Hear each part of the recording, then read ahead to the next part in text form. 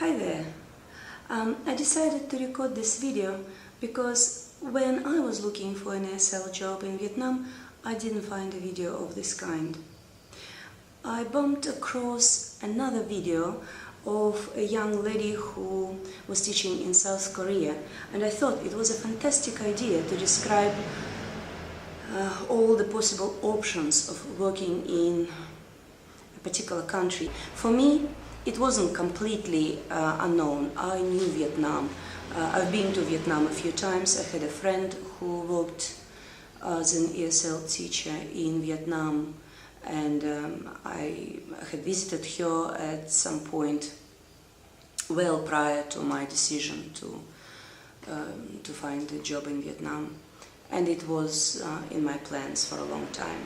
So I've researched the topic, and still, even if I researched it, it was quite a new and unknown page in my life.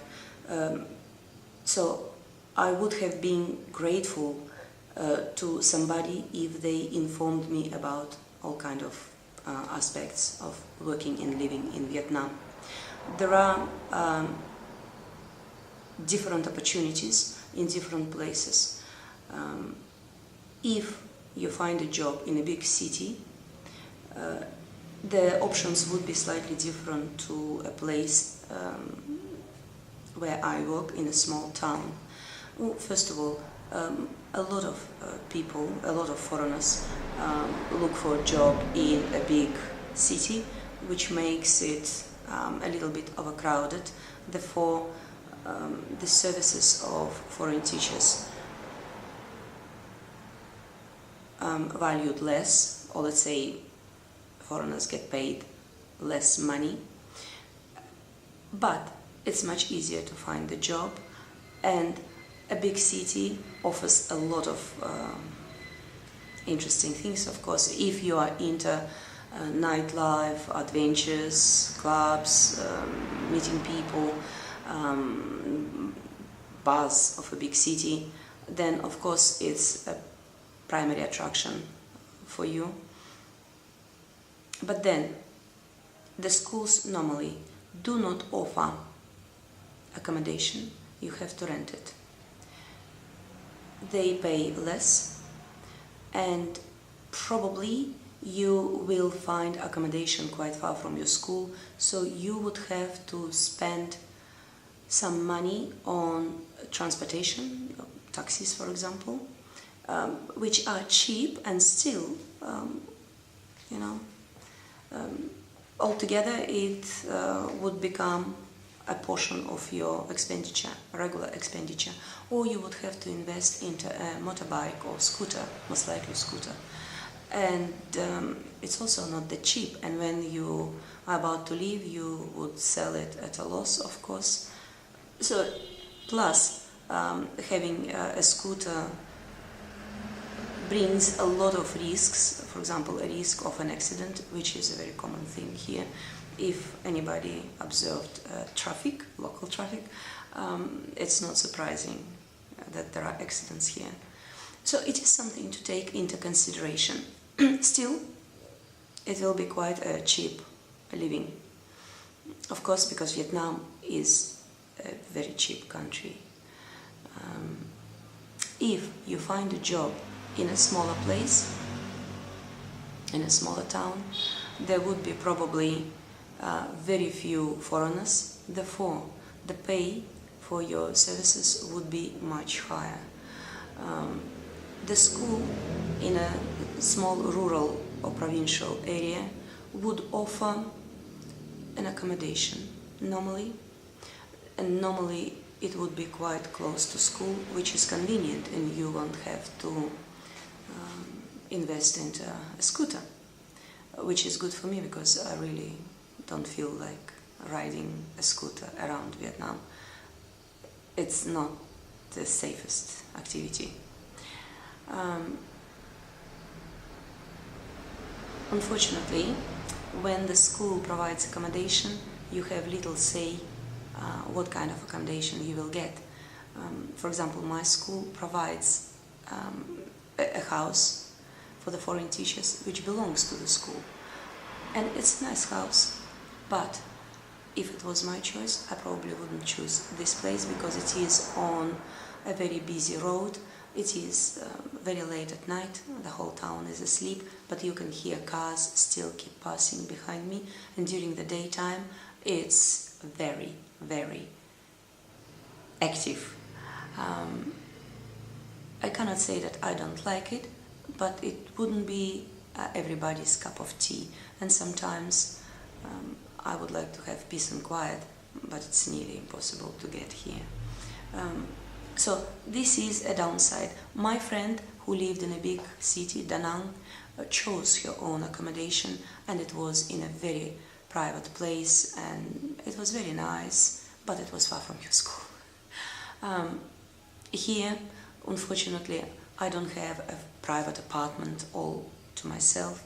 We have a house which we share with three teachers, and we have to share, two of us have to share one bathroom, which is not a big drama for me, but maybe some people would feel cautious about it. Living in a small town has some other advantages. For example, everything is much cheaper than in Ho Chi Minh. The meals are very cheap. I get paid $20 per hour, and if, let's say, I teach 15 hours per week, it's a handsome, let's say, $300, which would take you far. In fact, I teach more than that. That was an average number of hours which was promised to me in my contract, but in fact I teach more than that, and my income is always a bit higher, or significantly higher, 20-25% higher than the promised one. $300, $400 would take you quite far in this country.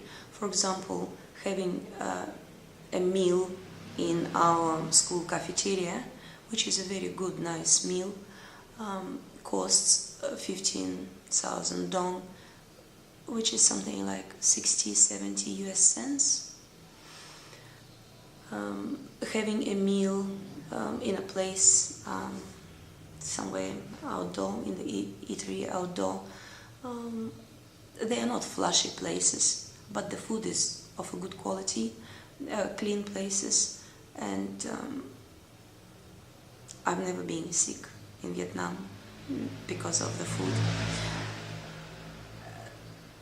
The average price per meal would be between 25 and 35 dong, which is something like $10, $50 in US currency.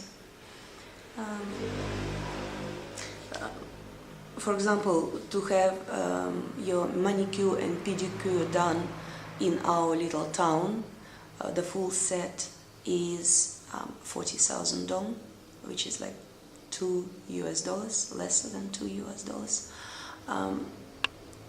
If you do a fancy acrylic nail set with 3D design, it would cost you, let's say, 200,000, which is less than $10.